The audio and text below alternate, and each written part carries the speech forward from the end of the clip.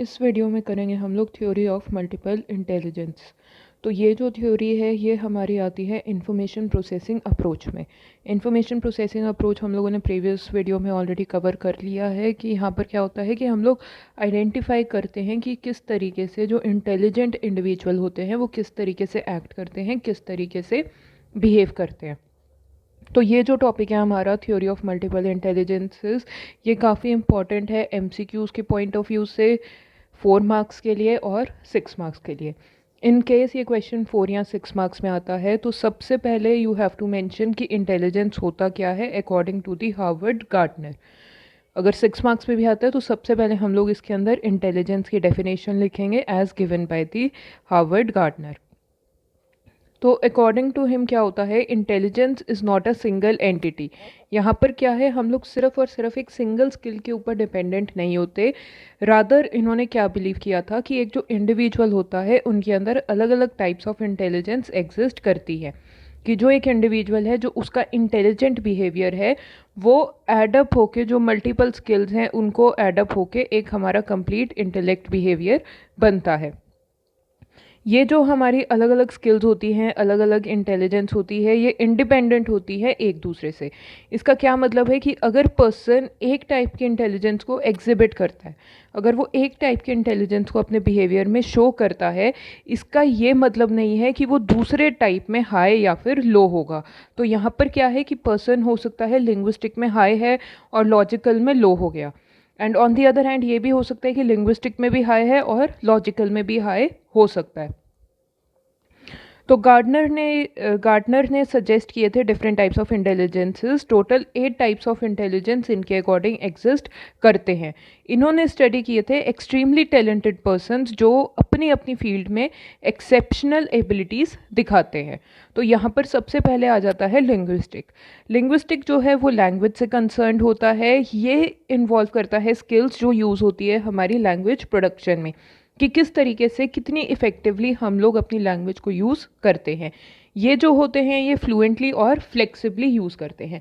Fluently का मतलब हो गया बिना रुके, नॉन स्टॉप जब हम लोग अपनी लैंग्वेज को यूज़ करते हैं, और फ्लेक्सिबली हो गया मल्टीपल यूज़ जब हम लोग कर सकते हैं। ये जो लोग होते हैं ये कंसिडर किए जाते हैं वर्ड स्मार्ट, कि इनकी जो वर्ड की नॉलेज होती है वो बहुत ज़्यादा हाई होती है। ये जो लोग हैं ये सेंसिटिव होते हैं to the different shades of music, sorry to the different shades of words, meanings, are articulate and can create linguistic images in their mind. तो ये जो सेंसिटिव वर्ड है ये इनकी थ्योरी में बहुत ज़्यादा यूज़ होता है। सेंसिटिव वर्ड का मतलब है कि ये इन्फॉर्मेशन को बहुत ही माइन्यूटली और अच्छी तरीके से अंडरस्टैंड कर पाते हैं।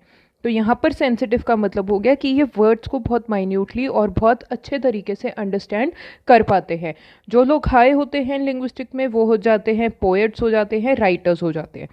तो यहाँ से आपका डायरेक्ट 2 मार्क्स का क्वेश्चन भी आ सकता है कि लिंग्विस्टिक में जो हाई होते हैं वो किस प्रोफेशन में जाते हैं, या फिर आपको एमसीक्यूज़ के फॉर्म में भी ये क्वेश्चन आ सकता है। जो सेकेंड टाइप ऑफ इंटेलिजेंस है वो है लॉजिकल मैथमेटिकल। ये इन्वॉल्व करता है skills in scientific thinking and problem solving. तो ये जो लॉजिकल थिंकिंग है यहाँ पर हमारी रीजनिंग की पावर भी आ जाती है। जहाँ पर हम लोग रीजनिंग की पावर की बात करते हैं वो लोग हाई होते हैं लॉजिकल मैथमेटिकल में। ये जो होते हैं ये लॉजिकली और क्रिटिकली सोच पाते हैं। एक सिचुएशन को मल्टीपल तरीक़ों से ये लोग सोच पाते हैं। एक सिचुएशन को एनालाइज ये लोग ज़्यादा अच्छे तरीके से कर पाते हैं।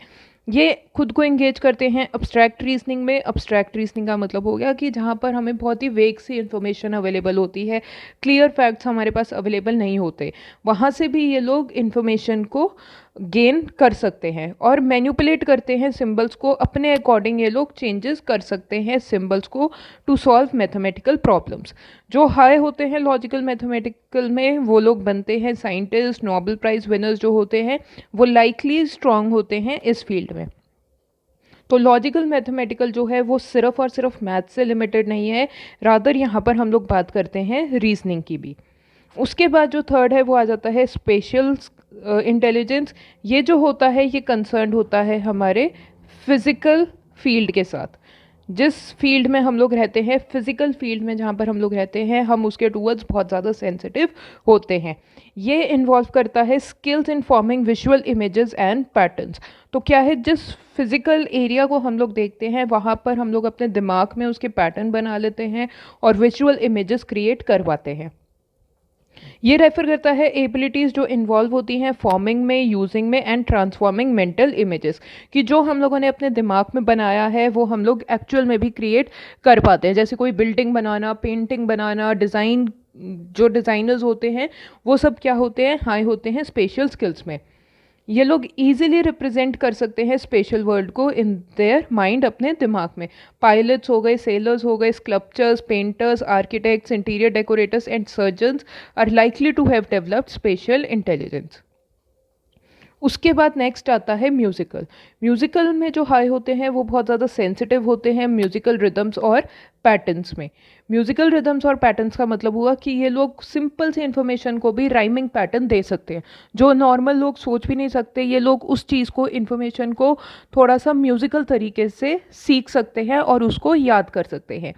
इनके अंदर कैपेसिटी होती है म्यूज़िकल पैटर्न्स को प्रोड्यूस करने की, क्रिएट करने की और मैनिपुलेट करने की, चेंज करने की।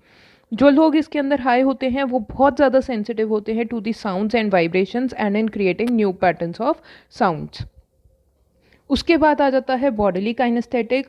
बॉडीली काइनेस्थेटिक होता है कि हम लोग अपनी बॉडी को कितने क्रिएटिवली और फ्लेक्सिबली यूज़ कर पाते हैं, कि हम लोग अपनी बॉडी को कम्प्लीटली, बॉडी के कुछ पोर्शंस को किस तरीके से यूज़ करते हैं। ये कंसिस्ट करता है या तो कंप्लीट बॉडी या फिर कुछ पोर्शंस ऑफ बॉडी को टू डिस्प्ले और construction of products and problem solving. यहाँ पर हमारे आ जाते हैं स्पोर्ट्स पर्सन्स, आ जाते हैं डांसर्स, आ जाते हैं एक्टर्स। एक्टर्स यहाँ पर इसलिए आते हैं क्योंकि वो फेशियल एक्सप्रेशन देते हैं, और वो फेशियल एक्सप्रेशन और जो उनकी बॉडी लैंग्वेज है वो काउंट होती है बॉडीली काइनेस्थेटिक में। जिमनास्ट होते हैं, सर्जन्स होते हैं, they are likely to have such kind of intelligence. उसके बाद नेक्स्ट आता है इंटरपर्सनल।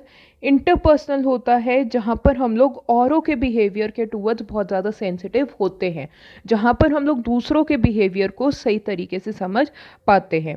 ये जो स्किल होती है ये होती है दूसरों के मोटिव्स को समझने की। मोटिव्स का मतलब हो गया नीड्स, कि दूसरों की ज़रूरतों को समझते हैं, फीलिंग्स को समझते हैं, उनके बिहेवियर को समझते हैं, और एक कंफर्टेबल रिलेशनशिप ये लोग और लोगों के साथ बना पाते हैं। ये जो लोग हैं ये बहुत ज़्यादा फ्रेंडली होते हैं। इसके एग्जाम्पल्स हो जाते हैं साइकोलॉजिस्ट आ जाते हैं, काउंसलर आ जाते हैं, politician, social worker, religious leaders are likely to possess high interpersonal intelligence. तो इंटरपर्सनल में जहाँ पर हम लोग दूसरों के मोटिव्स को, इमोशंस को और बिहेवियर्स को समझ पाते हैं। उसके बाद आ जाता है इंट्रापर्सनल। इंट्रापर्सनल होता है जहाँ पर हम लोग खुद के साथ अवेयर होते हैं। तो इंट्रापर्सनल में आ गई सेल्फ अवेयरनेस। कंफ्यूजिंग हो जाता है ये बहुत बारी बहुत से बच्चों के लिए कि इंटरपर्सनल और इंट्रापर्सनल में क्या डिफरेंस है। इंट्रापर्सनल होता है हमारा खुद का, इंटर होता है आपस में। इंट्रापर्सनल में अवेयरनेस होती है खुद को ही लेकर कि हमारे खुद के मोटिव्स क्या हैं, खुद की फीलिंग्स क्या हैं और खुद के डिज़ायर्स क्या क्या हैं। ये रेफर करता है अपने इंटरनल स्ट्रेंथ और लिमिटेशंस को यूज़ करना to effectively relate to others, कि ये लोग अवेयर हैं अपनी स्ट्रेंथ्स और वीकनेसेस को लेकर और उसको इफ़ेक्टिवली यूज़ करते हैं। इफ़ेक्टिवली एज इन कि वो किस तरीके से अपनी स्ट्रेंथ्स, अपनी लिमिटेशंस को अपने एनवायरनमेंट में खुद को अडेप्ट करने के लिए यूज़ कर सकते हैं। जो लोग इसके अंदर हाई होते हैं, जिनके अंदर ये एबिलिटी होती है, उनके अंदर फाइनर सेंसिबिलिटीज़ होती है अपनी खुद की आइडेंटिटी के बारे में। इसका मतलब ये हुआ कि ये लोग वही काम एक्सेप्ट करेंगे जो इनको पता है कि ये लोग कर सकते हैं, इनके अंदर वो काम करने की एबिलिटी है, कैपेबिलिटी है। ये अपनी एबिलिटी के बियॉन्ड नहीं जाते। इनको खुद के बारे में सेंस होती है कि ये कौन सा काम अगर लेंगे तो इनको फेलियर मिल सकता है, तो ये लोग अवेयर होते हैं। इनको अवेयरनेस होती है अपनी खुद की एग्जिस्टेंस के बारे में। एग्जिस्टेंस के और मीनिंग ऑफ लाइफ का मतलब हो गया कि इनको अपनी लाइफ का पर्पस पता होता है। They are very clear about the purpose of their own lifes. जो इसमें हाई होते हैं वो कहलाते हैं फिलोसोफर्स, स्पिरिचुअल लीडर्स, इनके अंदर हाई इंट्रापर्सनल इंटेलिजेंस प्रेजेंट होती है। और जो लास्ट है इसके अंदर वो हमारा आ जाता है नेचुरलिस्टिक इंटेलिजेंस।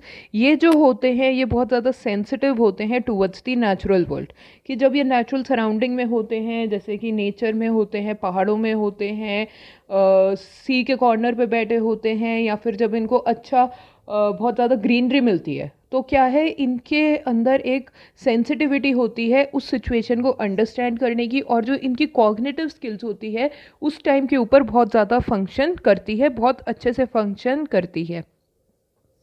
तो ये इन्वॉल्व करता है complete awareness of our relationship with the natural world. ये यूज़फुल होती है जहाँ पर लोग रिकॉग्नाइज कर सकते हैं ब्यूटी ऑफ नेचर को, फ्लोरा एंड फौना की ब्यूटी को, and making subtle discriminations in the natural world. तो अब जो लोग इसके अंदर हाई होंगे वो क्या बनेंगे? फार्मर्स बनेंगे, हंटर्स बनेंगे, टूरिस्ट बनेंगे, बोटनिस्ट बनेंगे।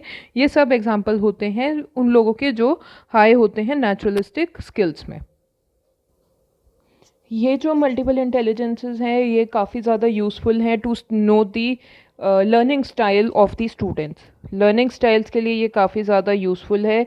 लर्निंग स्टाइल्स एज इन, अब जो बच्चा हाई है म्यूज़िकल में, वो अपनी नॉर्मल जो उसका कोर्स है जो वो पढ़ता है उसको म्यूज़िकल पैटर्न दे देता है, उसको राइमिंग वर्ड्स में याद करता है। बॉडीली काइनेस्थेटिक का मतलब हो गया, अगर छोटा सा एग्जांपल हम लोग ले, कुछ बच्चे होते हैं जो चल चल के याद करते हैं, वॉक करते करते याद करते हैं, पढ़ते हैं, तो वो हो गया बॉडीली काइनेस्थेटिक। इंटरपर्सनल हो गया जो औरों को समझाते हुए ज़्यादा अच्छे तरीके से याद कर पाते हैं। इंट्रापर्सनल हो गया कि वो मिरर के आगे खड़े होकर खुद को ही एक्सप्लेन कर रहे हैं या फिर खुद को ही एक्सप्लेन कर रहे हैं, वो हो गया इंट्रापर्सनल। नेचुरलिस्टिक हो गया, कुछ बच्चे होते हैं जो विंडो साइड बैठ के उनकी जो कॉन्सेंट्रेशन होती है वो बहुत ज़्यादा हाई हो जाती है। स्पेशल हो जाता है कि जो बच्चे अपना फ्लो चार्ट ही बनाते हैं खुद पढ़ते हुए, तो वो हो गया स्पेशल। लॉजिकल मैथमेटिकल हो गया जो रीज़न देकर समझ पाते हैं। और लिंग्विस्टिक हो गया जो इन्फॉर्मेशन को अपने वर्ड्स में ही समझते हैं, रट्टा नहीं मारते। तो इसलिए ये जो थ्योरी ऑफ मल्टीपल इंटेलिजेंस है ये स्टूडेंट के लर्निंग स्टाइल को जानने के लिए भी बहुत ज़्यादा इंपॉर्टेंट रहती है। और अगर आपका ये क्वेश्चन आता है 4 या 6 मार्क्स में, तो बेटर रहेगा कि अगर आप लोग एक फ्लो चार्ट के फॉर्म में इसको अटेम्प्ट करते हो। सो ये हमारी फर्स्ट थ्योरी थी इंफॉर्मेशन प्रोसेसिंग अप्रोच में, थ्योरी ऑफ मल्टीपल इंटेलिजेंसेस।